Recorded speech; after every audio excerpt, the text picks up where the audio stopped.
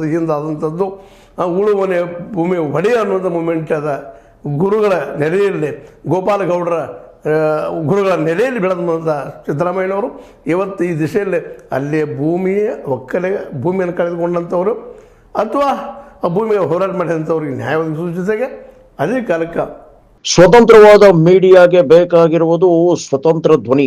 ಆ ಸ್ವತಂತ್ರ ಧ್ವನಿ ಉಳಿಸಲು ನೀವು ಮಾಡಬೇಕಾದದ್ದು ಇಷ್ಟೇ. ಅದೇನಪ್ಪಾ ಅಂತಂತಂದ್ರೆ ನಿಮ್ಮ ಕೈಲಾದಷ್ಟು ಸಹಾಯ ಈ ಚಾನಲ್ಗೆ ಮಾಡಿ ಹಾಗೂ ನಿಮ್ಮ ಧ್ವನಿಯನ್ನು ಕಾಪಾಡಿಕೊಳ್ಳಿ.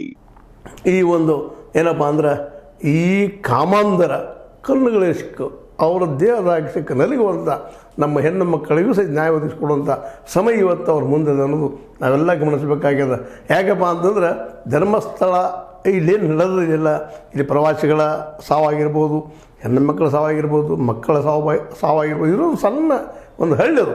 ಆ ಗ್ರಾಮದಲ್ಲೇ ನಡೆದಂಥವು ಗಮನಿಸಿದಾಗ ಇಂಥ ಘಟನೆಗಳು ಇಲ್ಲಿಗಿಂತ ಹೆಚ್ಚು ಜನ ಬರ್ತಾ ಇರ್ತಾರೆ. ಇಲ್ಲಿ ನಮ್ಮಲ್ಲಿ 25,000 ಜನಕ್ಕೂ ಮೇಲ್ಪಟ್ಟು ದಿನನಿತ್ಯ ಯಾತ್ರಾರ್ಥಿಗಳು ಬಂದು ಹೋಗ್ತಾರೆ. ಅದಕ್ಕಿಂತಲೂ ಹೆಚ್ಚಿನ ಪ್ರಮಾಣದಲ್ಲಿ ನಮ್ಮ ತಿರುಪತಿಯಲ್ಲಿ ಬಂದು ಹೋಗ್ತಾ ಇದ್ದಾರೆ. ಅಲ್ಲಿ ಆಗ್ತಾ ಇಲ್ಲ ಇಂಥ ಗಂಟೆಗಳು, ಇಲ್ಲಿ ಯಾಕೆ ಅದು ಅನ್ನೋಂಥ ಪ್ರಶ್ನೆನ ಈಗಾಗಲೇ BS ಉಗ್ರಪ್ಪ ಪ್ರಶ್ನೆ ಮಾಡಿದ್ದಾರೆ. ಇದನ್ನು ಜೊತೆಗೆ ಶ್ರೀಶೈಲದಲ್ಲೂ ಸಹಿತ ಸಾಕಷ್ಟು ಜನ ಅಲ್ಲಿ ಬಂದು ಹೋಗ್ತಾ ಇರ್ತಾರೆ. ಅಲ್ಲೂ ಇಂಥದ್ದಾಗಿಲ್ಲ, ಅದು ಇಲ್ಲೇ ಆಗ್ತಾ ಇದೆ ಅಂದರೆ ಏನಿತ್ತು ಅರ್ಥ ಅನ್ನುವಂಥ ಪ್ರಶ್ನೆಗಳಿಗೆ ಉತ್ತರವನ್ನು ಹುಡುಕುವಂಥ ಕೆಲಸ ಇವತ್ತು ಅಷ್ಟೇಟಿಂದ ಆಗಬೇಕಾಗಿದೆ.